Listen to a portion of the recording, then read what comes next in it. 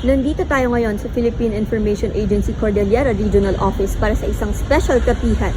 Dumalo ang Vice President ng Development Academy of the Philippines na si Ms. Nanette Caparos para ibahagi ang kanilang programang tinatawag na Public Management Development Program o PMDP. Ang programang ito ay para sa mga public servant na ninanais pag-aralan ang karampatang pamumuno at etikal na pamamahala. Ang mga makakapasok sa programa ay magiging scholar na popondohan din ng gobyerno.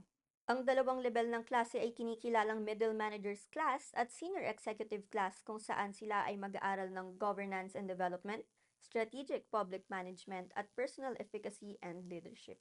Ang middle managers class ay sinasabing nagtatagal ng 6 na buwan na may saklaw na 12 modules at ang senior executive class naman ay umaabot ng 55 araw at may saklaw na 7 modules. Ang maaari lamang maging parte ng programa ay ang mga nominado ng head ng kanilang mga departamento sa kinauukulang ahensya ng gobyerno.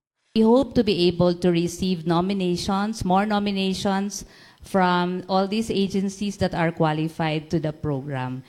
And this is for our country, this is for our children, and this is also going to be for our grandchildren. Ang huling araw ng pagsumite ng kanilang nominasyon ay sa 5 ng Nobyembre para sa mga middle managers class at 5 ng Disyembre naman para sa mga senior executive class.